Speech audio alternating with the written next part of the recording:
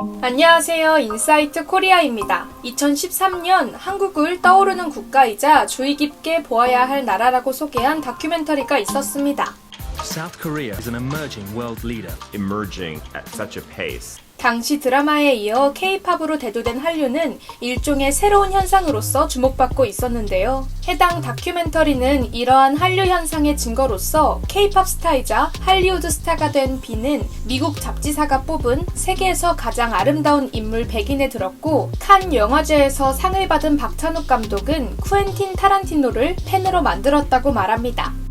Korean pop, K-pop, has taken Asia by storm, and now its stars are becoming big in the West.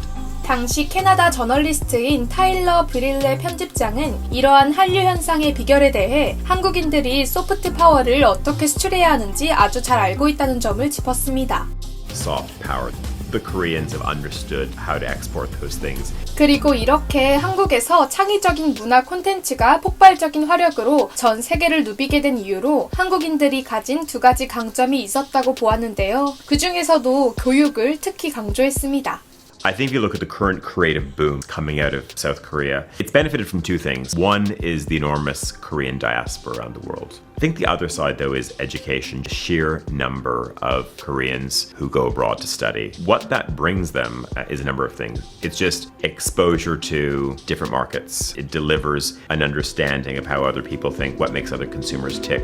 해당 다큐멘터리에 따르면 2013년 당시 숫자를 보면 1인당 인구 비율로 따져봤을 때 인구 대비 미국에 가장 많은 유학생을 보내는 나라가 한국이었다고 합니다. 교육열이 무척 높고 글로벌 역량을 갖추고자 하는 열의가 그 어떤 나라보다 전국적이라는 것이죠. 이어서 해당 다큐멘터리에서는 이렇듯 치열한 한국의 교육열을 조명하며 미국에서 자란 한국계 미국인들 중 한국에 돌아오고 싶어하는 이들은 오히려 쟁쟁한 한국 인재들과의 경쟁에서 이길 수가 없어서 한국에 돌아오지 못하는 경우도 많다고 덧붙였습니다. 타일러 비렐레 편집장은 당시 이렇듯 글로벌 역량까지 갖춘 인재들이 가득한 한국이 1차, 2차를 넘어 곧 3차 한류를 일으킬 것이라고 말했는데요. 놀랍게도 K-팝 붐은 2차 한류에 불과하다는 당시의 발언이 인상적입니다. We're now approaching what I sort of see as the third Korean wave. The first Korean wave was LG, Samsung arriving in our households, more Hyundai vehicles and Kia showing up on the street. If the second wave was the K-pop boom, the soap opera boom, let's say the whole soft power boom that we've seen from South Korea, the third wave is going to be an industrial and brand one. And what we're about to witness are Korean brands hitting every other part of our daily life. 확실히 K-팝 붐은 단기적인 현상이었을지도 모릅니다. 그리고 이러한 현상을 거쳐 현재 K-팝은 주류 문화로 당당히 자리매김하게 되었습니다. 앞서 살펴본 다큐멘터리가 제작된 지 3년이 지난 2016년, 미국의 대학교 USC에서는 심도 있는 K-팝 강의가 진행되었습니다. 이제는 일시적인 현상이 아니라 커다란 규모의 대중문화 산업으로 자리매김한 코리안 팝, K-팝은 단순히 한국 팝이라고 정의하기는 어려울 정도로 세계적인 흐름이 되었습니다. 앞으로의 K-팝은 대체 무엇으로 정의할 수 있을까요? K-팝이 J-팝과 완전히 달랐던 이유는 무엇일까요? 강의에서 나온 대답은 어쩐지 한국인 그 자체가 경쟁력을 지니게 되었다는 브릴레 편집장의 말과도 일부분 일맥상통하고 있었는데요. What is K-pop and what images or people come to your mind when we hear about K-pop? Yes. Hip-hop. Hip-hop, great. YouTube. Anybody else? Yes. Choreography. Excellent. Today in my lecture, I would like us to think a little beyond what makes it so dynamic and globally popular. So the first aspect of K-pop that I'd like to bring is kaleidoscopic pop in order to emphasize the multimedia performance. So here we have a clip from EXO's music video, and as you can see from the bottom, it is a very spectacular performance involving eye-catching choreography and great looks of the performers. So if one thing that we can distinguish K-pop from J-pop, I think K-pop artists have much more urgency. So if J-pop artists are simply targeting domestic audience, they could still have good career because the music consumption is still very much vibrant in Japan, whereas for K-pop artists to just look at Korean audience, they cannot just have viable career. So with this spectacular multimedia visual performance, they are now reaching out to global audience members. Another aspect, the versatility of its performers. Not only K-pop artists have to be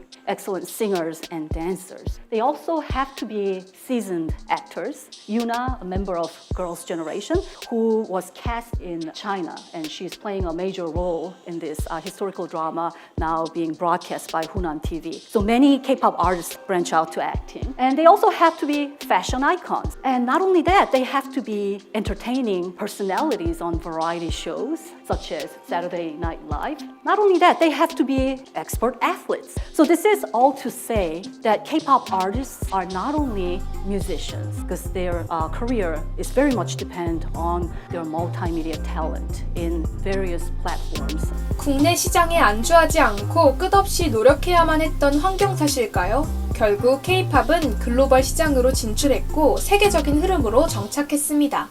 또한 어쩌면 J-팝과 K-팝은 그 시작점부터 정체성을 확립해가는 과정까지 우리가 생각해오던 것보다 더 많은 부분에서 완전히 달랐을지도 모르겠습니다.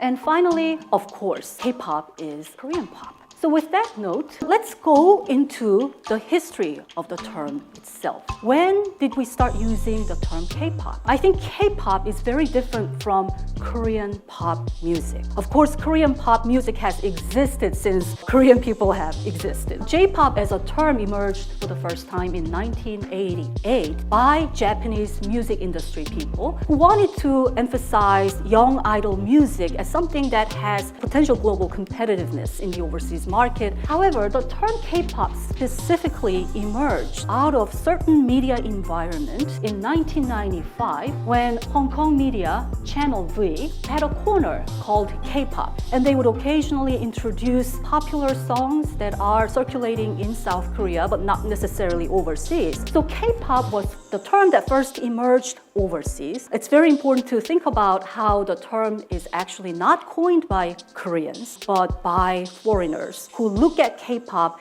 as a kind of foreign culture that is starting to circulate through the global media network. The term itself is modeled after J-pop. It is starting to kind of cultivate itself as a kind of brand rather than necessarily always tied to the original location from which this music stems. 해당 강의는 K-팝을 정의하는 여러 가지 복합적인 특성이 있는 만큼 과연 더 이상 이것을 완전히 한국적이라고 할 수 있는지에 대해 화두를 던지며 마쳤는데요. But we have to think about how Korean really is K-pop. If we were to stick onto this definition of K-pop as Korean pop. And I'd like to show you some instances where I can really challenge that definition, that K-pop is perhaps not entirely Korean after all. I know that some of you really like this boy band, GOT7. Nearly half of them are not ethnically Korean. So how Korean is this band? Another example, CL, who is the leader of the girl group 21, is trying to break into US market, and her activities, engagements are all managed by this gentleman whose name is Scooter Braun, and he's a well-known manager whose clients include Justin Bieber and Psy. So everything that CL does will be very much the vision of this gentleman, Scooter Braun. To have a much more closer look at how K-pop is made nowadays, when compared to, say, 2011, we see this entanglement of multinational, multicultural sources coming together to produce K-pop in a way that distinguishing national origin of talents would be meaningless. So in 2011, South Korean pop culture critic Shin Hyun-jun stated that K-pop is produced by Korean money, so the investment comes from South Korea. But today, does that still hold truth? I don't think so, because so much has changed, and this entanglement of multiple talents, investments, and consumption patterns coming together has made it almost indistinguishable to lay out such clear patterns. So if you look at who's making K-pop, who's providing funding for it, Japan is a huge part of it nowadays. And in terms of consumption, it is truly reaching out to the territories that have not been part of K-pop world, such as Kazakhstan, and those consumption beyond Asia seems to be a growing trend. So how Korean is K-pop? It is a very difficult question to answer, and my response to that it is the merging, the convergence of talents. Finance is a trend that is irreversible to the point that pointing out the national origins of these sources would be meaningless. And we see this trend in film industry and in other types of media productions.